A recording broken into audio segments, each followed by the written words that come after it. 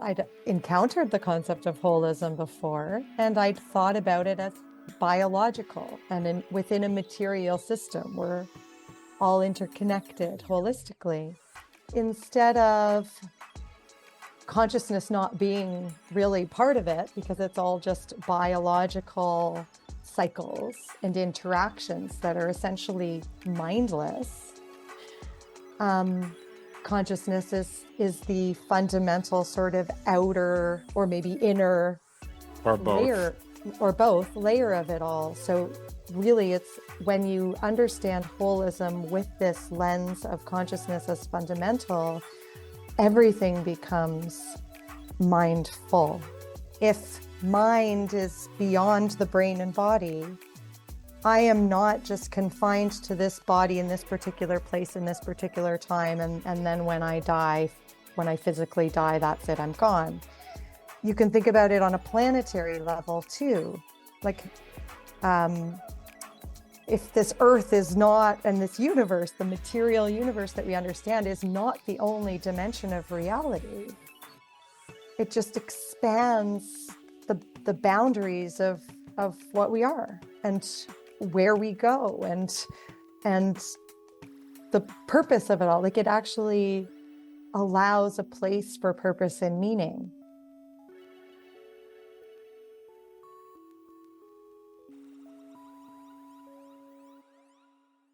Thank you for tuning in to us today.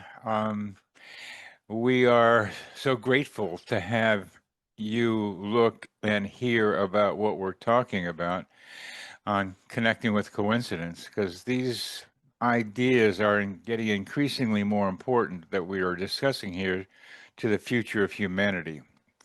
And as I've mentioned, I'm writing a book about the future of humanity and trying to find a new myth for what we can live by instead of some of the old ones that are continuing to conflict with each other. One of the keys to understanding our future and being able to create it consciously, oh, there's that word, is consciousness. I've been trying to understand what consciousness is. Some of you may remember the Greek guy Diogenes, who walked around with a lantern, putting it in people's faces, trying to find an honest person. I'm trying to find people who can tell me about consciousness, which I have, of course, my own ideas about. And we have such a person with us today, I'm very glad to say. And her name is Laurel Waterman. And you may hear a few boots in the way she says things, being as she's Canadian, some degree. And that's where she is right now in Canada. And what I will want to tell you about her is that she holds a PhD in curriculum, teaching, and learning with a well-being emphasis from the Ontario Institute for Studies in Education at the University of Toronto in Canada. Laurel's research focuses on consciousness education, defined as education about perspectives on the source and nature of consciousness. Let me underline that for you. The source, what, where, what, and nature of consciousness. Well, that summarizes what we are going to talk about today. The source and nature of consciousness. What is it? Where does it come from? And the implications for ways of our being, knowing, teaching, and learning. She aims to popularize participatory, that is, not just being told us, we're not being told, but to participate, and post-materialist, that's there's more, it's not just the body, there's mind and consciousness in the post-materialist view is primary, and use these ideas in education in service of well-being. Laurel is an adjunct faculty member at the University of Toronto's Department of Communication, Culture, Information, and Technology, and in the Olive Trusts with a Master of Science in consciousness, spirituality, and transpersonal psychology. That's a lot for you to be carrying around, A Ms. lot of long Waterman. words And as we're you read it, I realize. a lot of long words, and it's a lot of in there too. Those Mhm. long words cover a lot of potential ideas. And what I'm interested in is what I slowed down trying to say about um, what are the sources, or what are some of the sources, or some of your perspectives on the source and nature of consciousness. Mhm. So you underlined the part, the source and nature, but to me, I would underline perspectives because I think that's really the key. And I'm sorry to disappoint you, Bernie, but I don't know what consciousness is. I don't peddle a particular view. What I'm interested in is challenging the prevailing dominant view and the certainty associated with that, that we could name scientific materialism or physicalism, because that is how I was raised. And I never thought there was a question. Somehow, through my education and enculturation, I grew up to think that science knew and had proven that the brain produces consciousness. And the corollary of that is that matter is really the only reality. That's it. And it didn't really bother me. And I even appreciated spirituality because I thought it was about living well and feeling love and, being good to others. And I thought those were all really good things.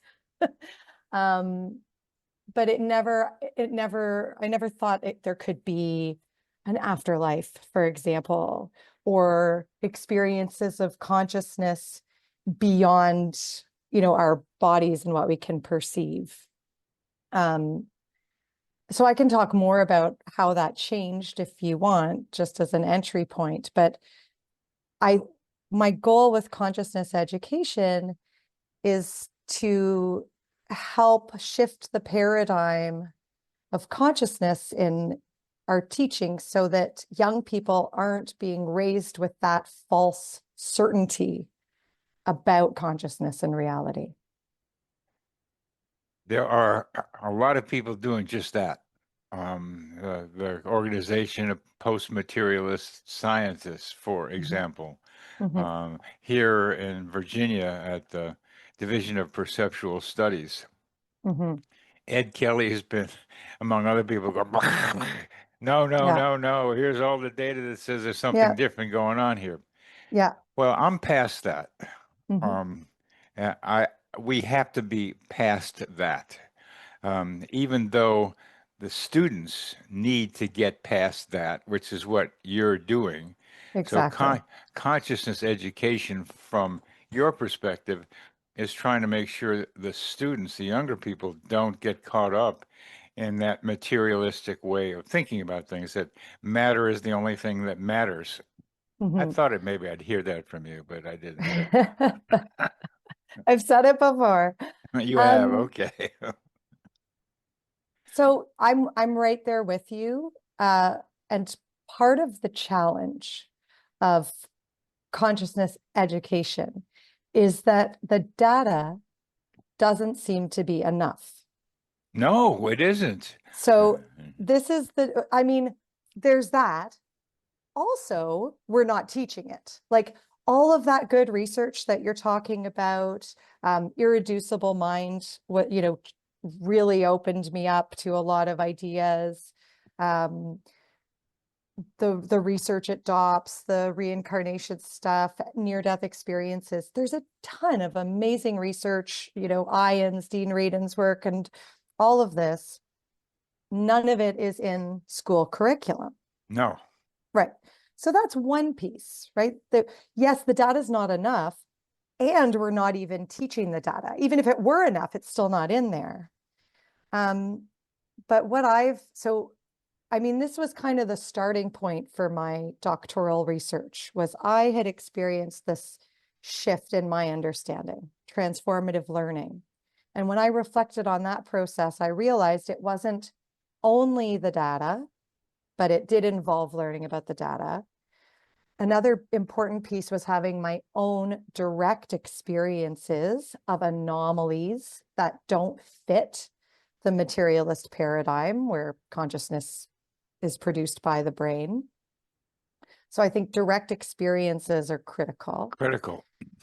And then stories, sharing stories and hearing stories about others' experiences. It's not the same as having your own, but it supports the interpretation of your own and the interpretation of the data. If you hear stories from trusted individuals, for whatever reasons you trust them, and we can talk more about that, but the more you hear these stories, the more you go, okay, maybe there's something to this. And it's that interplay of all those three things that allowed my worldview to shift. But it wasn't easy, and it was really a 2-year process of intentionally working on this. So most people don't do that. I mean, the only reason I did it was because I was in deep grief and I was, finding this idea that I'd had about consciousness being produced by and dependent upon the brain, and what that means for our understanding of death and what happens to people when they die. And to me, that added to my grief, the idea that we're just extinguished, right? The person you love is just completely gone, never to be, never to exist again, never to be communicated with, or just poof. But these other perspectives and all the research and these experiences actually provide a lot of evidence that counters that perspective. So my question really was, how do we integrate these different perspectives into education? And then my doctoral studies thought to answer that question by doing a narrative inquiry with scholars, so professors at universities who were already doing this, who are already teaching. I prefer the term consciousness beyond the brain to post-material perspectives, but it's really saying getting at a similar thing. So I found people who were doing this, teaching this in formal classrooms in universities. And I asked them about, why they do it, how they do it, what they've experienced, to try and figure out, how to shift this paradigm. And so you are attempting to shift the paradigm right there in the grand city of Toronto. Yeah, I mean, well, it's more global actually than local at the moment. Although, I mean, I can talk about this too, but so part of this journey for me has been meeting other people who are interested in this and banding together with them. So That's so important. That's yeah, so well, you important. can't shift a paradigm as one person. It's just impossible. Well, Um, the Olive Trust is probably a big help to you because they're bringing together people who are doing some of that in the scientific and medical network. mhm, And getting people to come together is part of what I'm thinking about. And I'll get to what I'm thinking about to see how that fits with what you're talking about. I'm still, I'm having your own experiences, hearing other people's stories, getting the data, all important information, mhm, all important experiences. You got to have it yourself. And everybody I talk to about these ideas starts with their own personal experience with them. mhm, It's fundamental to the way people are functioning these days. Hey, I got this idea, this because it happened to me, and you should think my way, is what I'm seeing so much of in the mhm, world. Once you get people thinking, a lot of people thinking the same way, then it's not just my way. And I think from what I remember, what has driven you was the death of someone very close to you, and Yes. your Yeah. desire to keep in contact with him, I think, Hmm. and that love, you didn't want to disappear. You Yeah. didn't want to not have the object of your love being able to reciprocate in some form with you, and knew he was there. How did you experience that? In other words, I think that you did experience his existence beyond the physical. Yeah. Yeah, I did. And I've told these stories several times in other podcasts, and also I've published an article. And we just can need to summarize for Yeah. here. We Yeah. I don't have to do the whole story. The idea, as so many people, as the book Signs has gotten so much press, hmm hmm people want to see signs Yeah. and actually directly communicate with the dearly departed. Yeah. And you had the experience of a direct communication. And that is what's fundamental to not just you, but transformative Yes. for you into going to post materialism. hmm And you can tell us little you need to tell us, but the idea that you did what I just said and other people have done it hmm is the fundamental driver, not the only one, but the fundamental driver of what you're doing. Yeah. It's an undeniably important, essential, I would say, aspect of transformation is direct experience. It doesn't need to start with direct experience. Sometimes I think because of our worldview, we can be closed off to it. It can start elsewhere. It could start with the data, or it could start with somebody else's stories. And then that can feed into opening up to the possibility of having the experience. And then you do. And then that confirms it. But it has to be somewhere in the journey.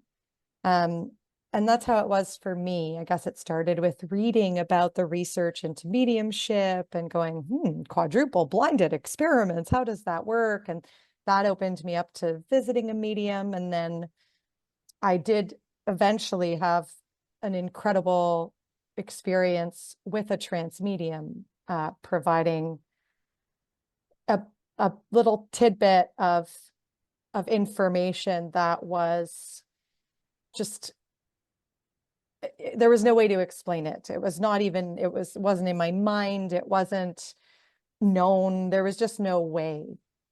Along with like phrases that he had said to me and things like that. So that was really powerful. That to me was evidence, some direct evidence that something's out there remaining, at least, of Aaron is his name. But even that wasn't enough really for me. I also had an amazing synchronicity. I know, Bernie, that's your bread and butter. And I've written about this, but the sort of short version of the story is um, I was in a particularly acute phase of my grief, and I had just been speaking with a therapist saying, um, I just wish I knew that Aaron was still out there. I feel like if I knew that, I could continue on. I could pull it together. And she said, "Why can't you just believe?" I said, "I don't know, but I need to know. I need proof, not scientific, but like personal proof." And then not even half an hour, like on my way home from that session, I was carrying my sleeping child into the house, and I heard a coin drop, and it was in the snow too. So I don't even know how I heard it fall, but a thought entered my mind in that moment when I heard the coin fall, which was, what if that coin is from Aaron's birth year? Wouldn't that be proof? And I'd never thought about coins. I'd never thought about years. It wasn't a thing for me. And he was born in 1976. So, that's an old coin. And I looked down, I found the coin in the snow and I picked it up and I held it up and it was from 1976 and it was a penny. And to me, like, well, okay, one thing to see a coin, a year on a coin, but to have that thought right before, immediately after having asked, said, I need this kind of proof, to me was incredible. Yeah. Yeah, Yeah. that was just amazing. So that's the synchronicity story. Then I had another experience during an ayahuasca journey that was sort of this amazing sense of direct communication, like actually sort of a conversation, which was very healing and powerful. And then I think what sealed it really for my transformation, because even with all these things, I doubted it. Is this wishful thinking? Is this, am I sort of seeing things where there aren't any? Like what's going on? But then I had the experience of being the psychic in an exercise at a workshop, actually, with Dr. Brian Weiss, who wrote Many Lives, Many Masters at the Omega Center. I went to a past life regression retreat, and there was this particular exercise called a psychometry exercise where you paired up with a partner that you didn't know anything about. And you went into a relaxation, and I received these sort of images that I interpreted, and I shared the information with her, and she burst into tears. And it was, for me, it was just totally random, just came out of nowhere. And for her, it was this incredibly specific, very relevant, undeniably specific narrative of a recent event that was very powerful in her life. And I realized that out of all the things that could have come to my mind during that exercise, and I knew nothing about this person, so it eliminated the suspicion, right? I know I knew nothing. I didn't know her. There was no fraud, right? And her story, it just matched. It made so much sense that for me was proof that there is mind beyond brain. There's some kind of collective unconscious or something that is not limited to the physical body.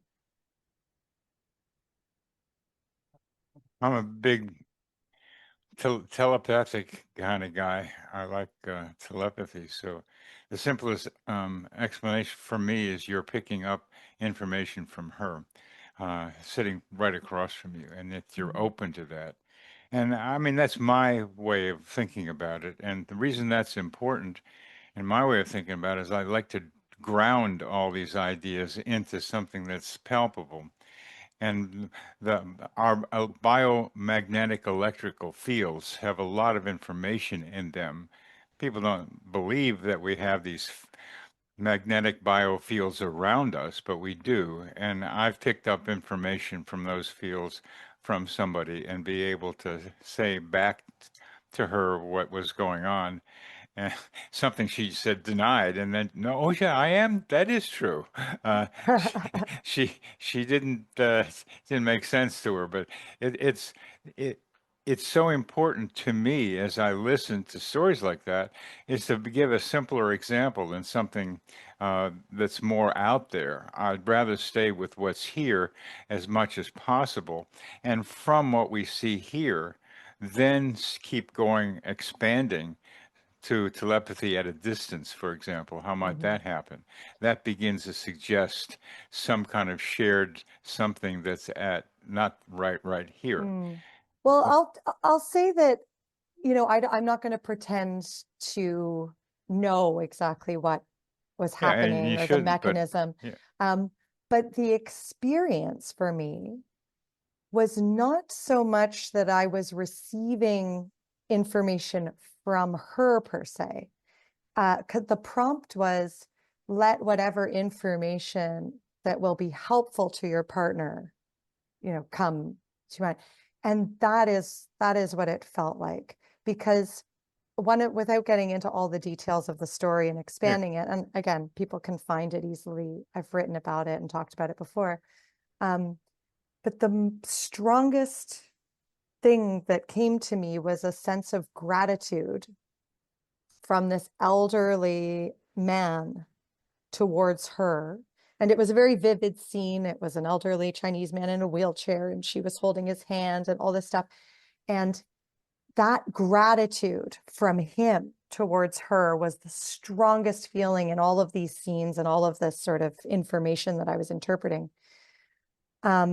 And that was from him, not so much from her. And the story is that actually it was her father, he had recently had a stroke, and she had been responsible for essentially saving his life by bringing in a Reiki master to do healing, and against all the Western medical doctors saying there was no hope for him, he did recover.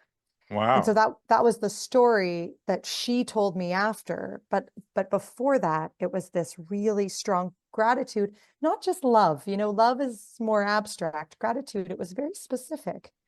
And then when she told me that, it made perfect sense to me. And so the feeling was more like tapping into a greater field rather than her individual mind. Yeah. But again, I don't pretend to know. Yeah, well, I'm glad to have prompted you on that prompt right there to hear more specifically. The feeling was the evidence, really, the feeling Hmm. in you of that gratitude. Hmm. Uh, that, and the feeling is the way we mark a lot of stuff that's Absolutely. important. Yeah. So these are some of your background in getting into consciousness education, and I think it's from what you tell me so far, it's post-materialist uh, teaching, and the word consciousness is a placeholder for something you don't really understand. Um, the way, so I mean, I wouldn't limit it. Again, I don't love the term post-materialist because I think it doesn't give adequate recognition to the fact that for most of human history, people have held this understanding, like a non-materialist understanding, and post kind of seems to put it after, like it's something we've just discovered. But in a sense, we're really returning with these scientific instruments and all of this research to these understandings that have been held by humanity, for ages.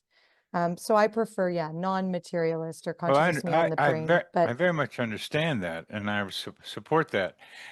However, you're doing post-materialist with your students who don't have the experience, and we can talk about words; they are mhm, important.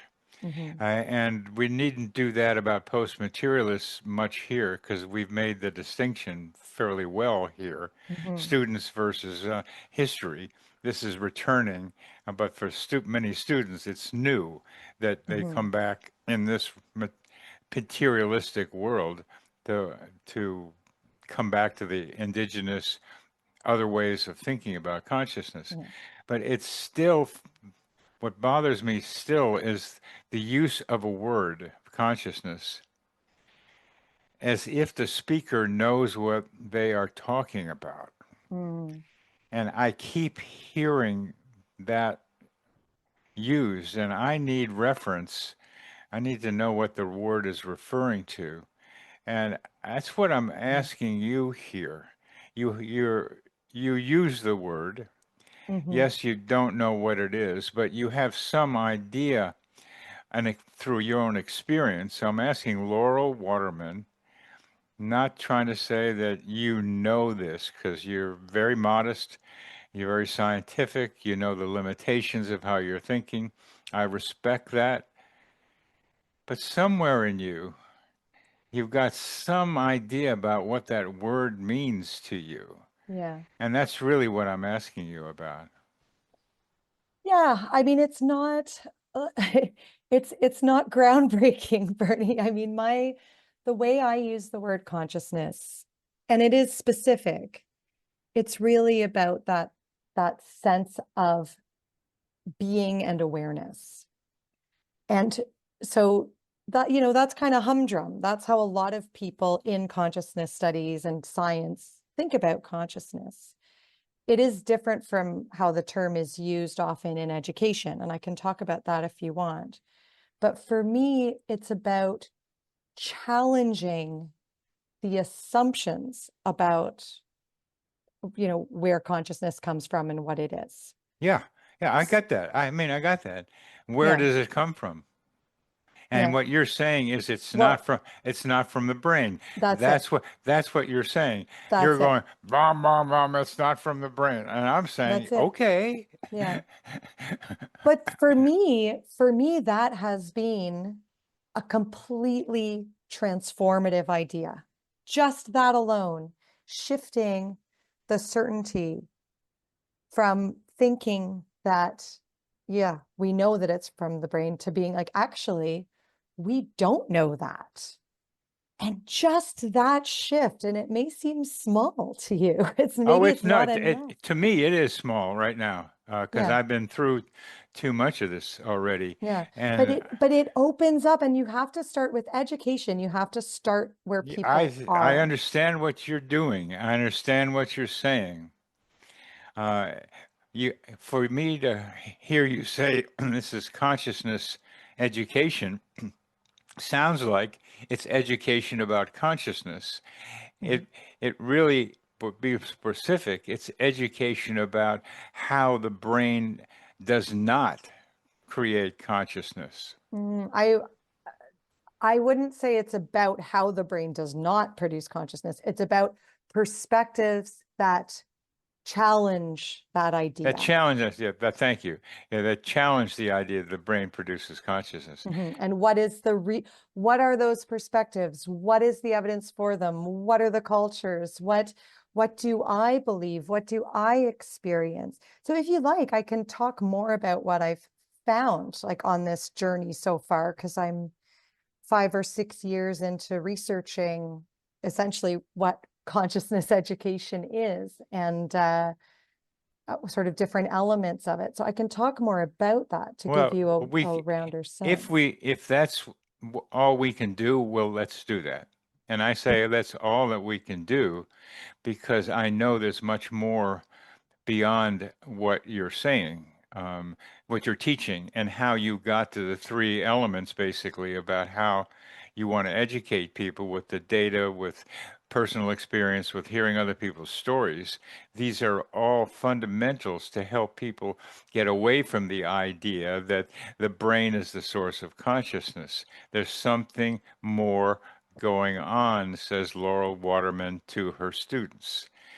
Right. And I'm at this place partly because I've been doing synchronicity for so long, is that you don't need too much more than a bunch of synchronicities to notice that your mind is embedded in your environment. Well, I would push back on you there a bit Please because do. because it depends on your worldview and the lens that you're bringing to interpret those experiences of synchronicity. So I'd heard the term synchronicity before I started exploring consciousness, but I didn't think it was anything more or beyond coincidence, which is just like a random happening of events coinciding. It never occurred to me that they could possibly be more meaningful than that, because my worldview didn't allow for that. So there's this stubbornness of the lens that Man, we if we're bring. I mean that was the word that I was coming up with here with you and stubbornness. I mean, it's like it's not just about out there, it's you.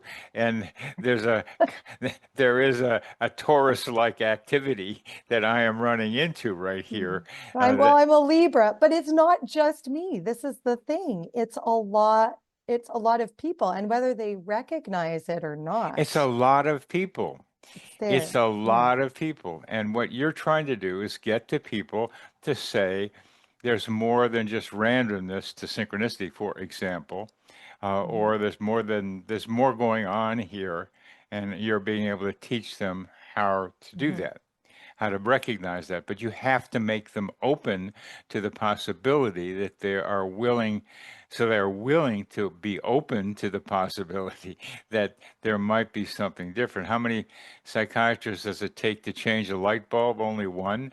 The light bulb has to want to change. And you Yeah. have to get them to the place where they are willing to be open to changing. And from what I am hearing from you, that's the interface you're on Mhm. from people who may be not willing to moving them over to where they might be willing, Yeah. and then providing maybe more experiences, whatever they need, personal versus data versus other people's Yeah. stories, to Well, be able to believe there's something more here. yeah. So this is part of why consciousness education is so important to me, is because the younger and earlier You get um, to them, the people better. get exposed to these ideas that there are other possibilities for how we conceptualize reality and consciousness, right? There's not just one way that's been proven that hasn't. Um, if you can work that into formal education, then I think you're going to get younger people who are more open generally because they have learned about some of these ideas that challenge others.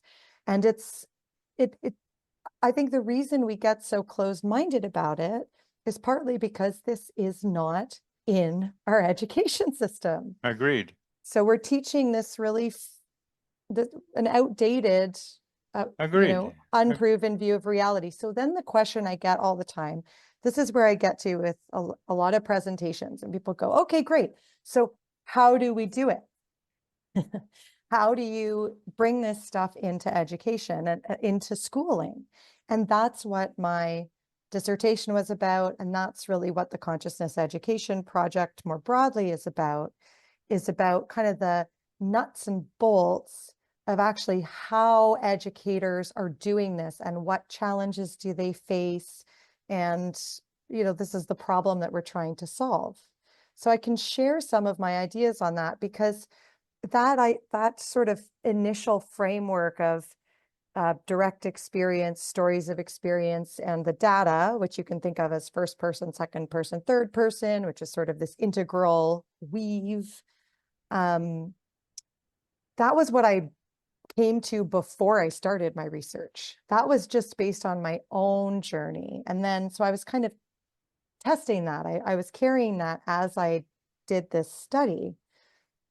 And the study, it didn't say that that's wrong, but it added a lot more ideas to that nuts and bolts question of how do we actually do this?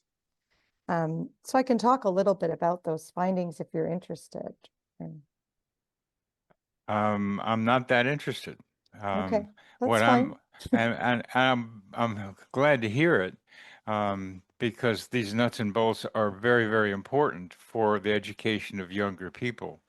What I like is finding like high school kids who think synchronicity is just something that is part of their regular life. I, Mm, that that those are the ones that I like to run into. But yeah. there's ones that are just the way you used to be, and that you want to be able to get to, and being able to find ways to be able to get to them is, and how once you get to them, you can really show them what they need to learn about the new reality that has been around for a long time.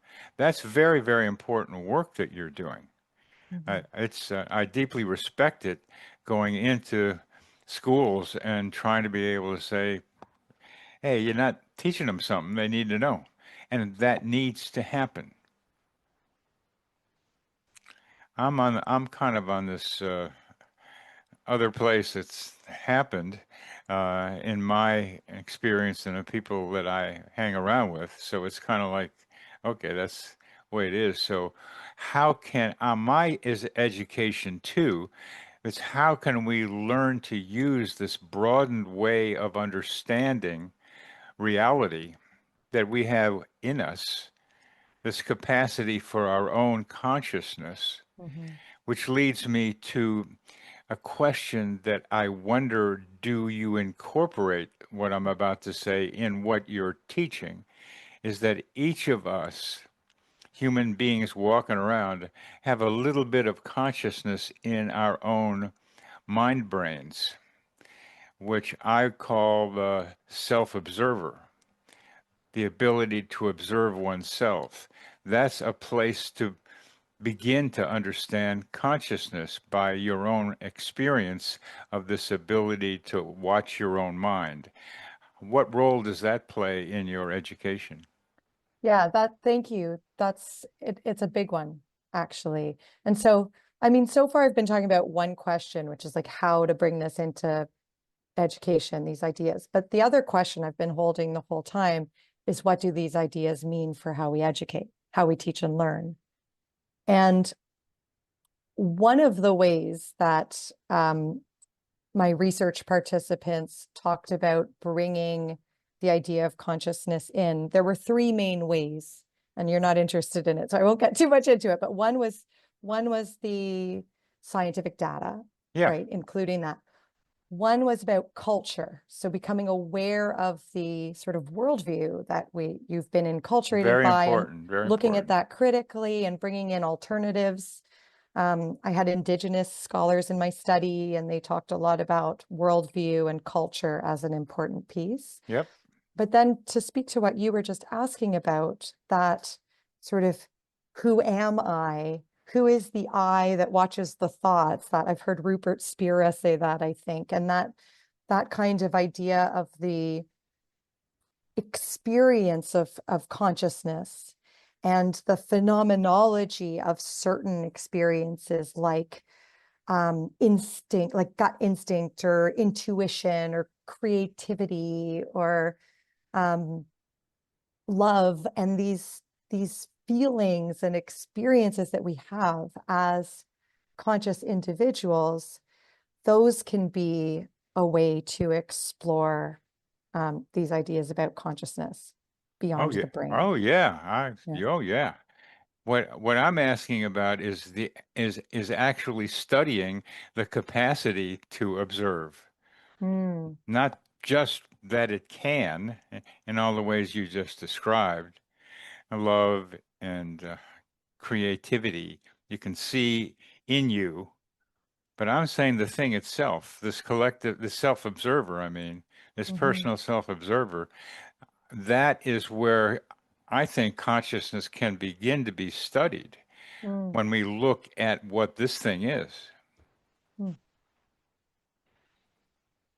You mean like neuroscientifically or psychologically or? The neuroscience guys have come up with kind of locations, as they usually do. They're really correlations, and Mhm, they can keep doing that, and I hope they do. I'm talking mhm, about the experience of being able to observe yourself. mhm. So sort of phenomenological. It's phenomenological. Yeah. I mean, And that would be interesting. Yeah. it's phenomenological operational. It's like, hmm what is this thing? It doesn't really feel like it's my brain.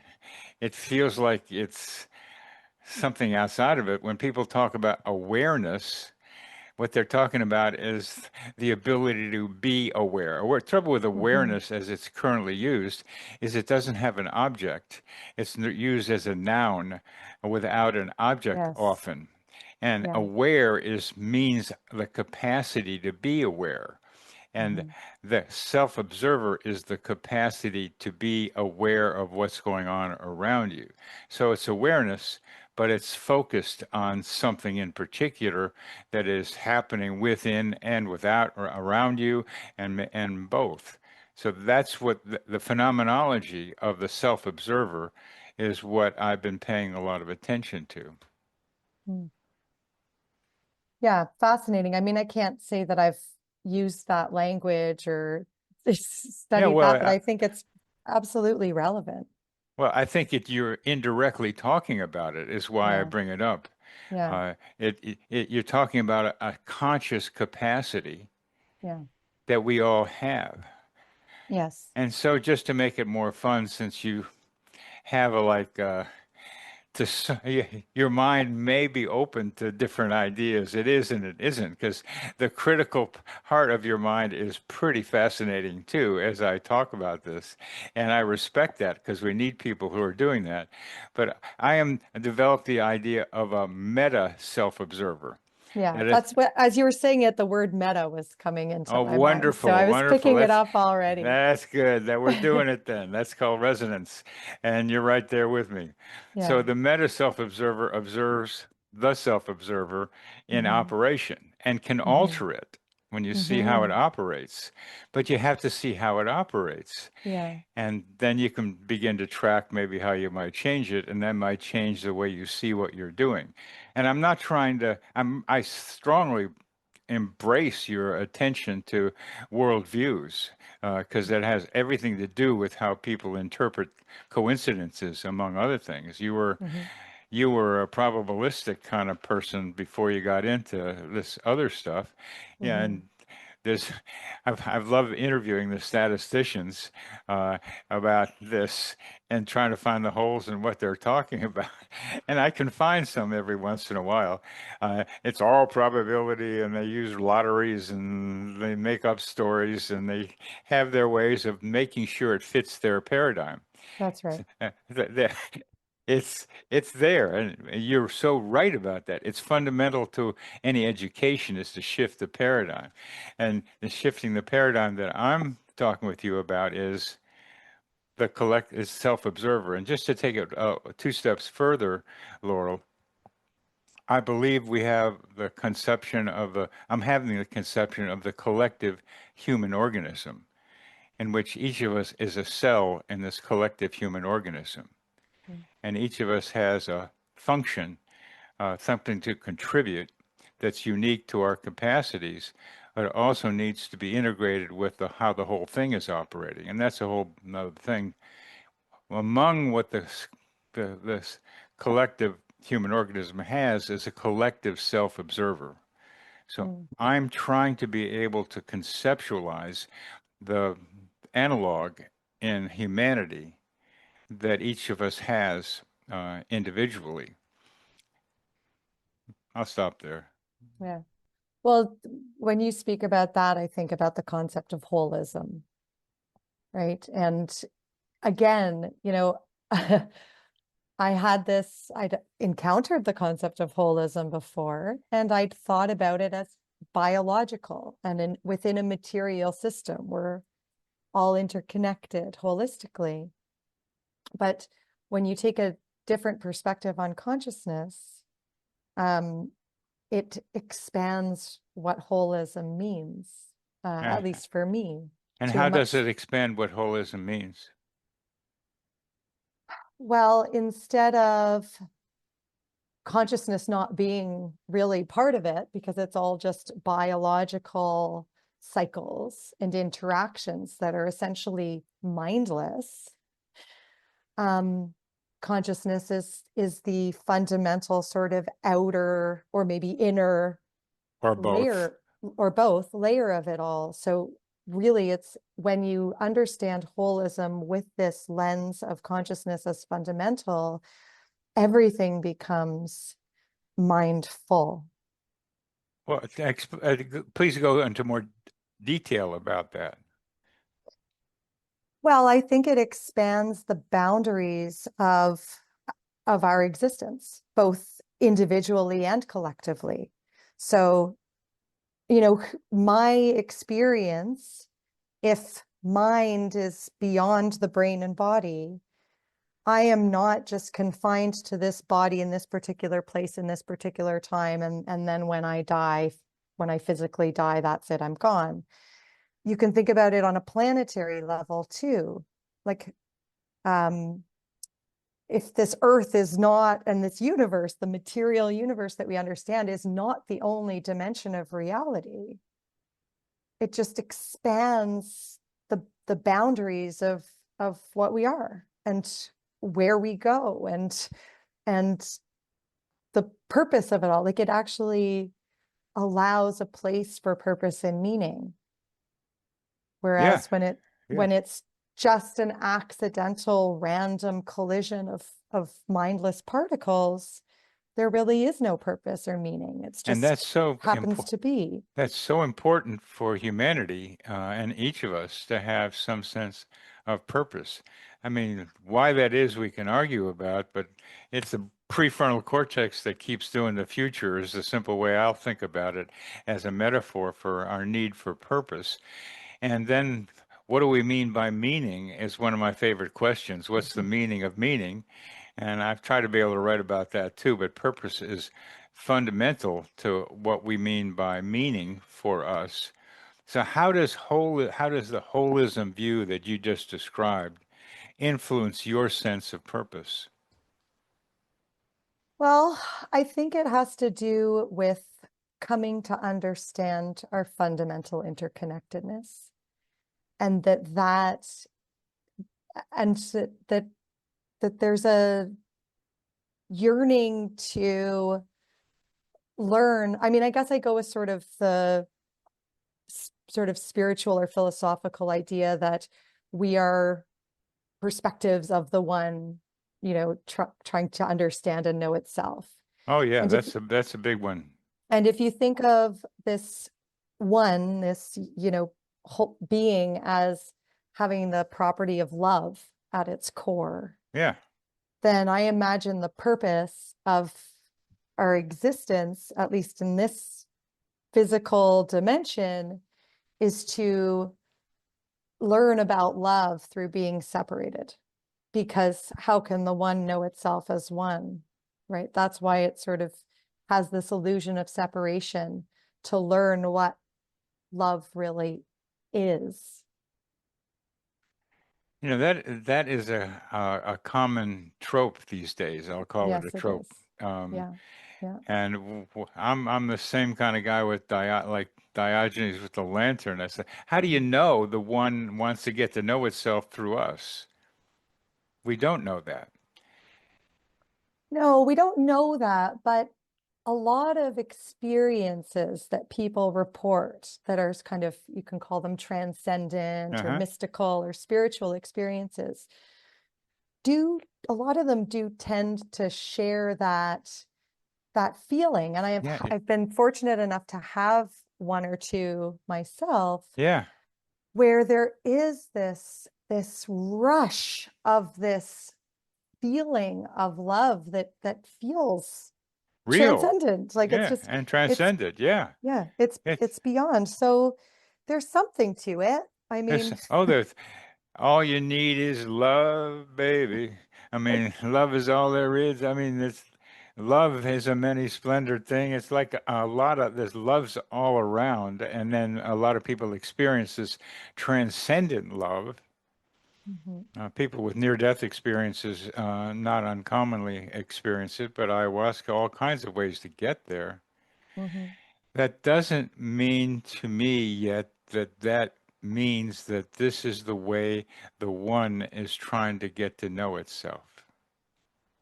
Well, I mean, the other concept that I think about when thinking about these ideas is complementarity.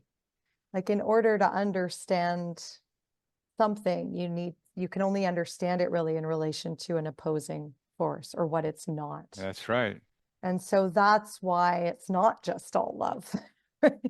It ain't, baby. Yeah, It's shadows are lurking everywhere. that's it. So that, I mean, that I think that's the nature of this material reality that It's we live in. polarity. It's polarity. Yeah, We are doing a polarity thing on this planet. It's part of the it's a fundamental yeah, aspect of being in this body is like polarities, night and day, yeah, black and white, good and bad. It's all there's so many of them yeah. of It's these everything, really. it's what is the opposite of everything has its opposite? Uh, you get to play around with stuff like Oneness. uh, that's what you get to, Yeah, and it's a weird thing to be trying to use those puny little minds to figure out what's going on around here. And I'm very touched by the dark energy, dark matter lesson, which is maybe that's 5% of the universe that we know, and that 95% we don't know. Mhm. And that when we talk about consciousness, I don't hear much humility. Mm. I don't hear much ignorance. I Well, just in this worldview, in this scientific worldview, because I'd suggest from the three scholars who identify as indigenous in my study, uh, they're concerned with very different questions. And that because I think there is a fundamental acceptance of humility and they're not as anthropocentric. There's humans are not the major stars of this show. We're actually the latecomers here to this party. There's so much to be learned from nature around us and the relationships that we can see there and being in relationship, and that there is a mystery that's just accepted, that there's mystery, yes. and the point to being here is not to solve the mystery. The point to being here is to experience being alive in this form. Yeah, definitely. And I was hoping maybe you'd get to what I'm doing, which is the mystery is something there that provides adventure. Uh, Mm, mm, it says, "Hey, there's something else going on around here, and what is it?" And at least I see myself and others just pulling back the curtain a little bit and seeing what's beyond. And mm, we're never going to get there given our puny minds, but part of the fun, and I call play, I like to play when possible, and mhm. play is having fun learning stuff. Well, That's I learned from a squirrel once that I was really stressed out, and we were doing a sort of transpersonal meditation exercise on a course at the Aleph Trust that I was facilitating. And I looked out my window and I saw a squirrel. I can see one right now. And I got the message, work is play, from the squirrel. good message, squirrel. Uh, it work is play if you can make it into that switch. Hmm. And that's that switch. I'm not going to go into details. Is necessary for some work we're doing for our dance co-op here, where they're getting too serious. A Yeah. dance group that has a lot of love going on the dance floors goes into a meeting right after we dance and we're trying to, and I go, what? And people are running away and their leaders are saying, whoa, whoa, what's wrong with us? We're doing something bad. You're Mm. not, anyway, same idea.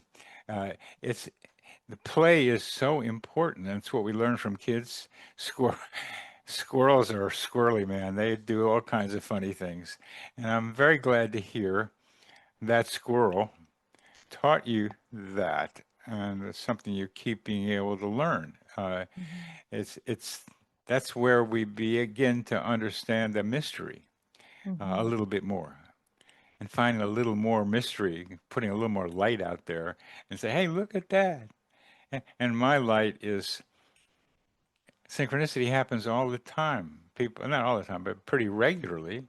Mhm. And if you pay attention to it in the kind of post-materialist world that we're talking about, if you pay attention to it, you have to say, my mind and my environment are connected with each other. Yeah, And exactly. when you do that, it breaks down that whole dualism between self and other.